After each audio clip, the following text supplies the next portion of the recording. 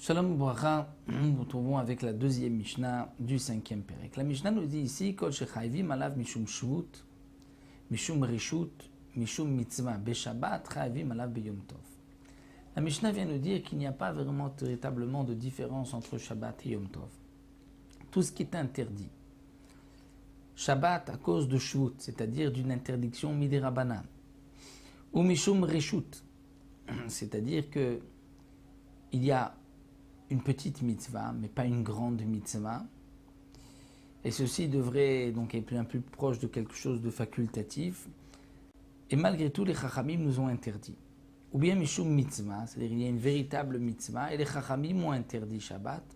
Eh bien, chayvim alav beyom tov, ce sera interdit aussi le jour de Yom Tov. Donc la Mishnah vient nous dire, ce que les chachamim nous ont interdit Shabbat, c'est interdit Yom Tov. Que ce soit une interdiction de shvut, c'est-à-dire une interdiction normale, habituelle des rabbanan, ou bien, même si c'est une mitzvah que les chachamim ont interdit, donc shum mitzvah, ou bien même si c'est reshut, c'est quelque chose qui est un peu mitzvah, un peu facultatif que les chachamim ont interdit, ça restera interdit Yom Tov. Quels sont les exemples? Veloen mishum shvut. Voici le shvut, c'est-à-dire les interdictions classiques midei rabbanan. Lo lim ba'ilan. On ne pourra pas monter sur un arbre le jour de Shabbat et donc aussi le jour de Yom Tov, de peur que si on monte sur l'arbre, on risque de détacher, de casser une branche, de prendre des fruits, et on transgresse ainsi l'interdiction donc de tolège de kotser, de cueillir. Velo rorvim al gabe behema, on ne pourra pas être assis sur une bête le jour de Shabbat et le jour de Yom Tov.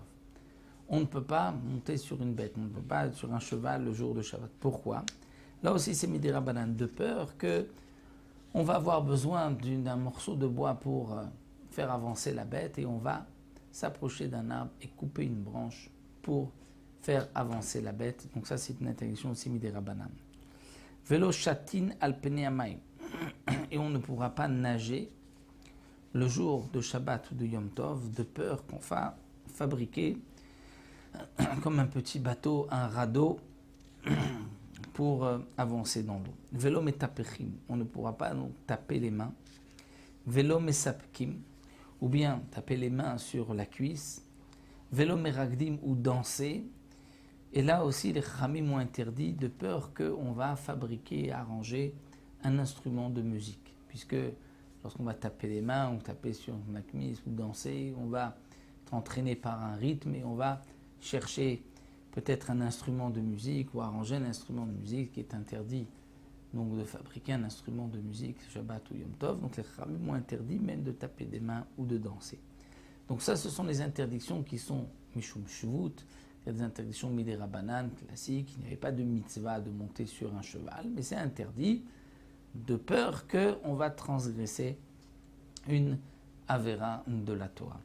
Voici ce qui est mishum reshut, c'est-à-dire il y a une petite mitzvah, mais malgré tout c'est interdit. L'odanim, de juger, bien que juger c'est quand même une mitzvah de la Torah, on n'a pas le droit de juger le jour de Shabbat et de Yom Tov. Velo mekadeshim, ni de faire des kiddushin, c'est-à-dire de se marier, de donner à une femme les kiddushin.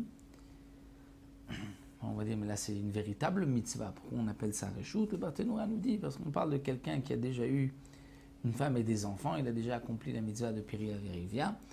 Donc là, si il veut être mekadesh une autre femme, c'est interdit le jour de Shabbat Yom Tov. De toutes les manières, les kiddushim sont interdits, mais même dans ce cas-là, qui est reshut, c'est interdit. Velo cholzin ne fera pas de chalitza, velo meyabmim, ni de yiboum. Dire si quelqu'un est mort sans laisser de descendance, sa femme devra faire yiboum, se marier avec son frère, ou s'ils ne veulent pas faire yiboum, faire la chalitza, dire là, elle déchaussera la chaussure, donc le mieux de son beau-frère, et elle dira, elle crachera, elle dira, voici ce qu'on fera à celui qui ne veut pas reconstruire la maison de son frère. Et là, nous dit le Barthénoura, il peut y avoir aussi un cas où il n'y a pas véritablement de mitzvah, c'est dans le cas où il y a un grand frère qui normalement a lui la mitzvah en premier de faire le yiboum. Donc si le petit frère Yiboum, c'est une petite mitzvah et malgré tout, donc comme nous avons vu, c'est interdit le Shabbat et le Yom Tov. Velouen mishum mitzvah. Voici les interdictions Shabbat et Yom Tov, malgré que ce soit une véritable mitzvah minatora, mais les Chachamim ont interdit. Comme l'homme makdishin, donc donner des kiddushin pour quelqu'un qui n'était pas Mechila, makdishin. Il s'agit cette fois-ci donc d'offrir des kiddushin, d'offrir quelque chose hegdesh, d'offrir au Bet Hamikdash un ustensile.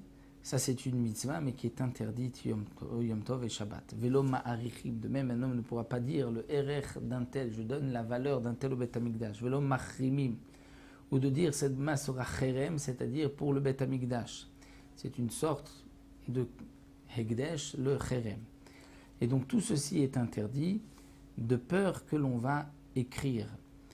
C'est une xéra, donc les premiers cas que nous avons vus, donc de ne pas faire de jugement, de ne pas donner des kiddushin à une femme, Khalitsa Yiboum, c'est une crainte de peur qu'on va écrire, comme quoi cette maman a été mariée, elle a reçu le Yiboum. Pourquoi on ne pourra pas faire de Hekdesh ou de Erer, tout ce qui concerne le Bet Hamikdash? Là, nous explique le Barthénois, parce que ça ressemble à une transaction, puisqu'on fait sortir de notre domaine et on offre au domaine du Hekdesh, et ça c'est interdit, de peur qu'on permette les transactions le jour de Shabbat et de Yom Tov. Felo magbim trumot ou maasrot, et on ne pourra pas prélever les trumot ou maasrot le jour de Shabbat et de Yom Tov, parce que c'est metaken, c'est-à-dire on arrange la récolte, une fois qu'on a prélevé trumot ou maasrot, on pourra manger les fruits.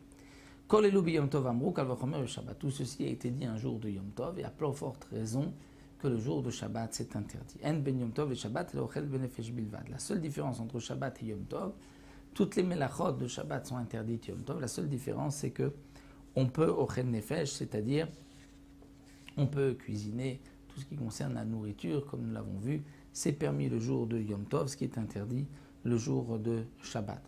Alors c'est vrai que nous précise le Barthénois, comme nous l'avons vu précédemment dans d'autres Mishnayot, que cette Mishnah c'est d'après Beth Shammai, qui ne permet pas de porter lorsque ce n'est pas pour manger. Mais pour Beth Hillel, il y a le fameux principe de Ho'il, puisque on a le droit de porter pour de la nourriture, on aura le droit de porter aussi un enfant, un Sefer Torah. Et donc pour Beth Hillel, il y a aussi encore cette différence entre Shabbat et Yom Tov, c'est qu'on pourra aussi porter, même si ce n'est pas pour manger. Un autre point termine le Barthénois où il y a une différence, c'est ce qu'on a le droit de faire tomber les fruits du toit lorsqu'il y a la pluie qui arrive. Nous avons vu que Yom Tov c'est permis, alors que Shabbat, les Chachamim n'ont pas permis. Donc voilà, nous nous arrêtons ici, on se retrouvera pour la troisième Mishnah.